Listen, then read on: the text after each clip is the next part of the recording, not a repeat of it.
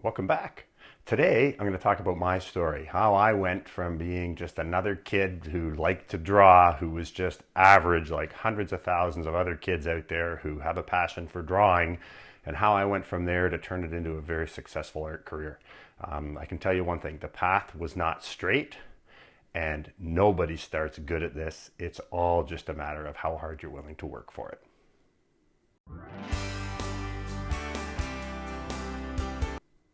From the earliest time I can remember, I always loved to draw. I remember when I was a little kid just sitting there, whether it was coloring books with crayons, um, drawing with pencils. I remember I think it was my 8th or 9th birthday, all I wanted was an art set. And it came with charcoal and one of those blenders, a paper blender for the charcoal. And it came with a book of how to draw using kind of circles and shapes to kind of build your objects, whatever it was you were drawing, horses or dogs or houses. I just always had a passion to draw. Um, but the thing that's important to note is I wasn't great. I was just average. There were always kids in my classes who were better than me. I actually grew up with a kid who was way better than me. Who if anyone was gifted, you would say this kid was. But he just worked really hard at it too, and always drew. But I never really considered art as a career. Actually, growing up, I thought I was going to be a veterinarian. I was a Browner. I got 90s in most of my subjects in high school, and I just kind of assumed that I would be going to university and going in some kind of a professional career.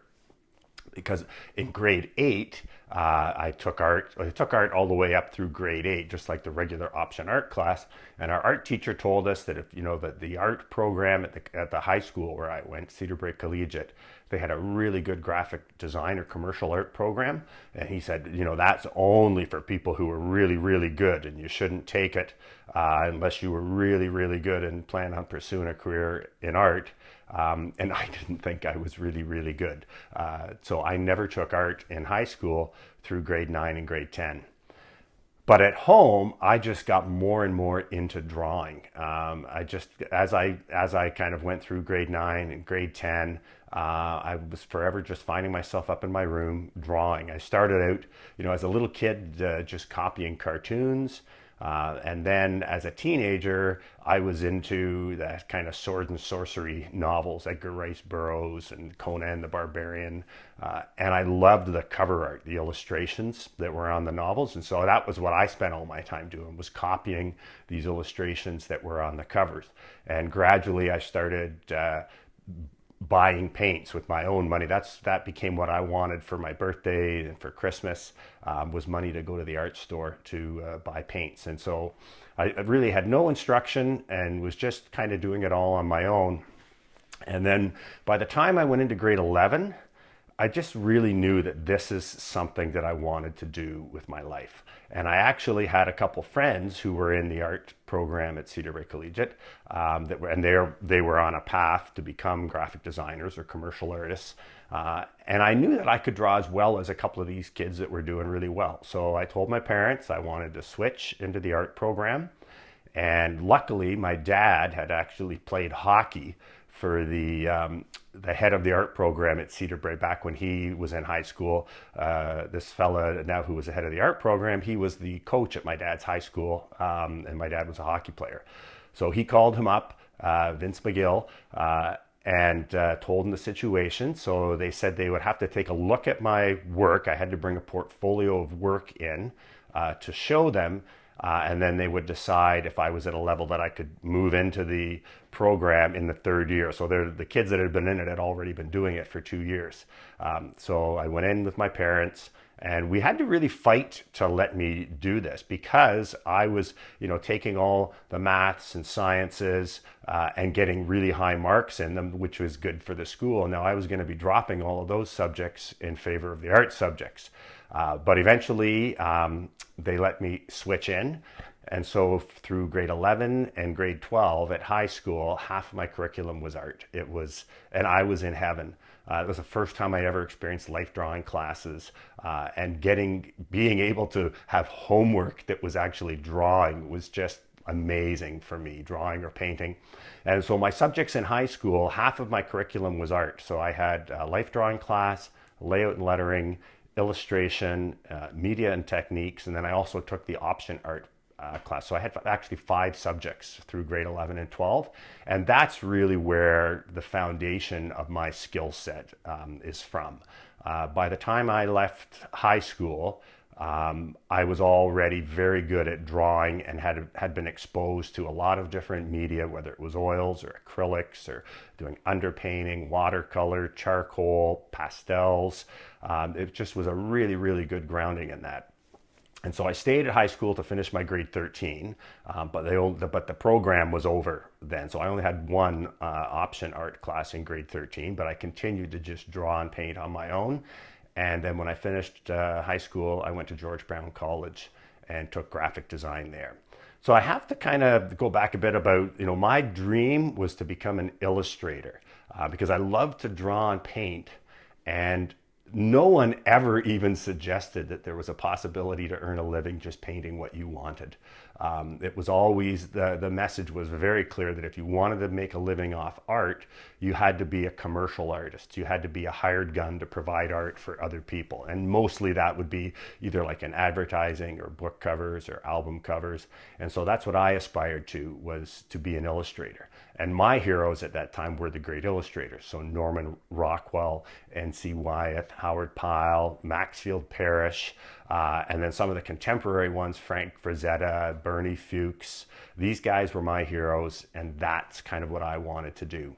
So I went to George Brown College, took the 2-year graphic design program, and looking back, I have to admit, I kind of didn't give it 100%. I had started school early and I'd skipped a year. So I was 12 going into grade 9. So I was 2, 3, 4 years younger than a lot of the people in my grade. So my social life at school really wasn't all that active. My social life was with guys my own age that I played sports with. So I never really hung out with many people at my high school.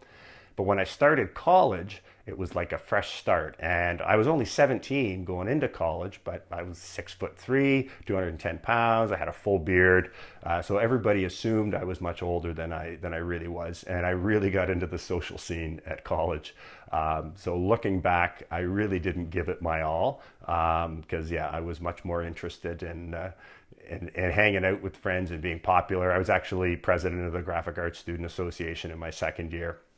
But I still continued to improve and did fairly well, but I didn't do great. I kind of muddled through the graphic design program, probably with like an average in the 70s. And then when I graduated, then it was time to find a job. And again, I thought I was going to be an illustrator, but I graduated right in the recession of the late 70s, early 80s, and hardly anybody was hiring. And after 2 years, I had actually had 3 different jobs, but had been laid off all 3 of them. And they were the lowest level entry jobs too. So, you'd pound the pavement for a month with your portfolio, finally get a job doing low level paste up work, and then 6 months later be laid off because you were the last guy they hired, you're the first guy they let go. And after the 3rd time of this happening, I just really kind of started questioning that, okay, maybe this is not the dream and it's not going to happen for me.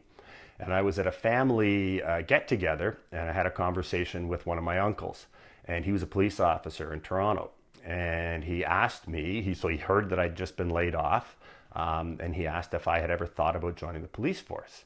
And I literally had never in my life considered it. And I just laughed and said, no, I don't think so. And at this point, I had long hair and I had a beard. I looked like what you would think an unemployed artist living at his parents' house would look like.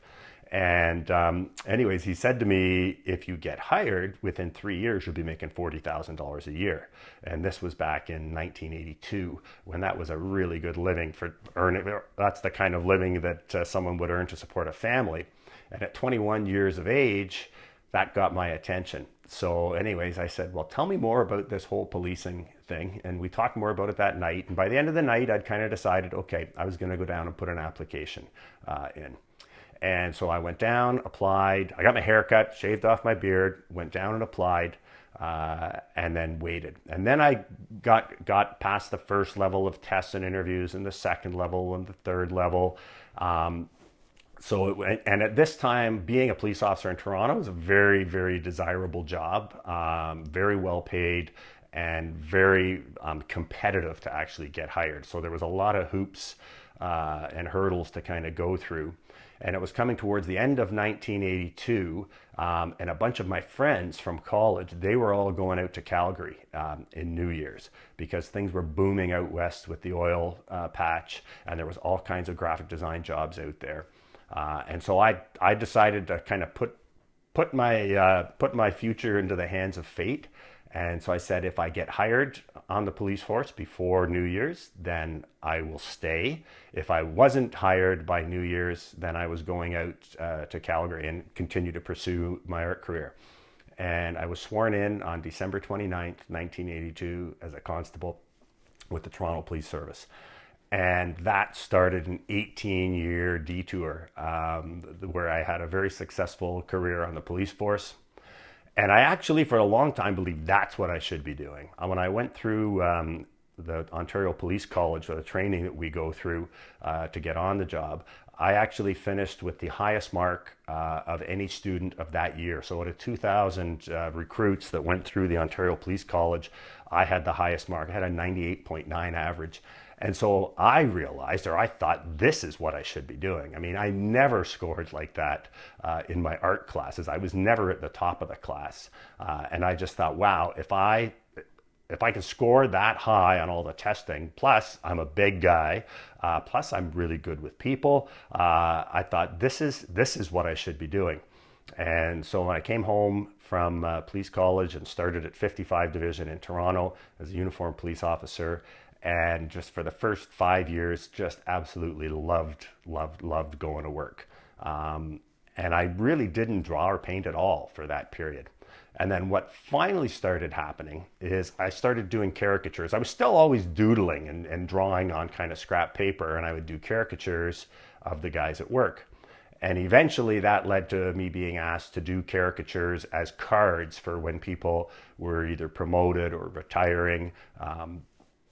And then the cards led to me doing kind of half sheet watercolors, then full sheet watercolors. Then it became kind of expected that when someone that I worked with, if they got promoted or they were being transferred or they were retiring, they would get a full color watercolor caricature from me. And we had a system down where I would have it at their going away party. I'd have the caricature matted and have a frame ready for it. And everybody that attended the party would sign on the outside of the mat, wishing them their best wishes. And then we'd pop it into a frame. And then during the evening, it would actually be presented to them.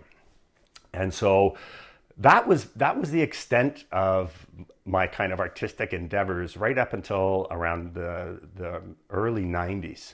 And I was asked by one of my bosses, who was involved in the Amateur Athletic Association in a big fundraiser with the Toronto Maple Leafs. And they were having a charity golf tournament with a bunch of the Maple Leafs as the celebrity players. And they wanted me to do a caricature of a bunch of the hockey players, myself in uniform, a nurse from Sick Kids Hospital, because that's where the money was going, and the kid from Sick Kids Hospital, the poster child, and the little teddy bear with the bandage on it. And they wanted a caricature of all of us on a golf green to promote the event. So I did that, and it turned out really well. And they ended up making prints of it that they gave the corporate sponsors, and they asked if they could put it up for the auction. And so they did, and it sold for $500. And I thought, wow, this is really neat. But really didn't think any more of it. Just went back to kind of doing my job. Occasionally, I would dabble in painting, but really not much. And then the following year, they asked me to do something again. And I said, well, let me do something that's kind of more serious, like the typical sports prints that were really big at the time, because I said that will probably generate a lot more funds. So I did a painting, of four of the Toronto Maple Leafs in a montage. So it was Peter Zezel, Dougie Gilmore, Felix Potvin, and Dave Andreychuk. And so I did the painting of this. The players actually all signed on front of their on the painting itself as well, in front of their jerseys. And then when it went up for auction, it sold for $2,400, and that kind of blew me away. And then they made limited edition prints of that were then used to raise further funds for the charity. And that's when I started getting a little more serious about painting. Even my wife said, you know, you might want to be doing a little more of this if that's some serious money that got. So over the course of the next few years, I think I did 4 more of the paintings for the charity golf tournament. And the biggest one, the one I did of Wendell Clark, sold for $4,000. And that really got me back serious into art. And so at that point, I still had no thoughts whatsoever of quitting my job as a police officer to pursue an art career. But I thought, you know, maybe if I got serious about my art, then by the time I retired, I would have a career that I could kind of slide into as a part-time thing to augment my pension. And so I started just kind of throwing myself into painting more. And I started reading a lot of books and watching videos, because it was like, what do I want to paint? And everything that I read, it said, well, if you're not sure, paint what you love. So at this time I had 2 little boys, Cameron and Scott. And so I started doing portraits of my boys. And that's what actually got me started as a portrait painter. And I was working in oils initially, and then it turned out that Cameron had really bad asthma. And obviously with the smells associated with the turpentine or paint thinner for oils were kind of off the table if I was going to paint inside. So I started painting in watercolor as well. And I kind of focused on painting in watercolor. And at this point, I guess I was doing the odd caricature for a fee. Now I was actually doing these and people were paying me for them. Initially, all of this stuff I was doing, I was just donating. And then a really tragic event happened. A friend of mine, a police officer, was murdered, Billy Hancox. I still get choked up about it. But so Billy was murdered on the job. And I remember just thinking at the time, you know, he had all these plans for his life that never came about.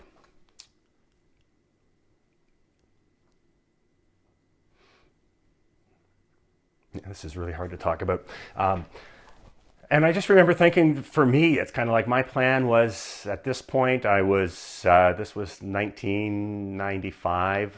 No, it wasn't, like maybe 97.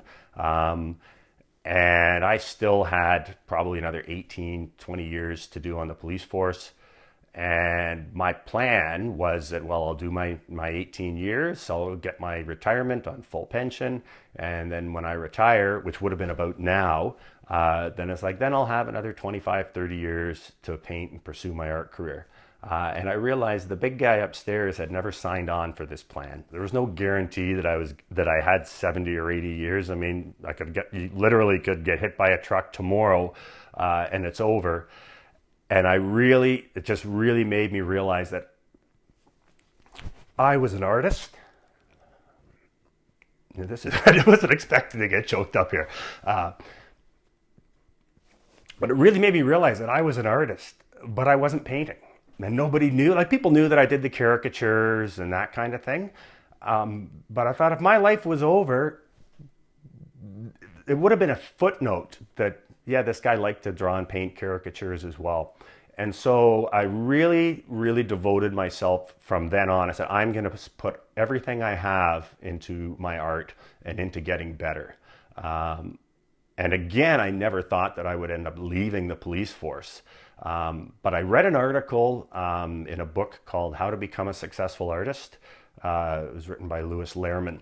And in this book, he interviewed all kinds of artists who were successful. So this guy was He owned an ad agency and he was an illustrator. And when he retired, he moved down to Scottsdale, Arizona. And they have a really vibrant art community down there. And they have the Scottsdale Artist School where they get the best artists from around the world that come and teach workshops there. So this guy Louis Lehrman was taking all these workshops. And he just wanted to know how these guys, like how was it that these guys that were living their dream had gotten to do that when 99.9% of people who were interested in art as kids kind of never end up being able to make a career out of it. And so he interviewed all of these artists. And one of the guys that he interviewed was Harley Brown, who, if you read the International Artist magazine, he has a column there every issue. And Harley Brown said something that just really struck me. He said, it's not about talent. It's not about some gift that you're given. It's only about how hard you're willing to work. And he said, if you are willing to do everything that it takes to continue to improve your art and to push forward in your career, he said he absolutely guaranteed you will succeed. He said not 98%, not 99%. He said 100% guaranteed. If you do all the things you know you need to do, you will succeed in your art career. And my initial thought for that was, well, easy for you to say, Harley Brown, you smug SOB. You're probably one of these gifted people. I'm not gifted. I'm pretty good, but I'm by no means gifted. And I almost discounted what he said. And then a little part of me, just in the back of my mind, just said, what if he's right? What if he's right and it really is about hard work? And then I thought back to my time in the Toronto Police Service when I was at the police college when I did so well. And I think that was the first time in my life I ever 100% applied myself at something, because plan A had already not worked out, and I was just determined that this plan B was going to work. And so I put everything into the time at police college. And I thought, what if I start doing that for my art? And so I did. And my life literally changed. And so that's probably a good time to end this. What are we, almost at 20 minutes now, or over 20 minutes? That's a good time to end this for today. But tomorrow we will pick up after I read that article by Harley Brown and really started committing myself. And the world just got into lockstep with me. So that's it for today. Here's another episode in the can. As always, if you like this, give me a thumbs up. If you want to see all the videos, subscribe. You can share it with your friends, and I welcome your comments and questions. I am Tim Packer, and thank you for your time.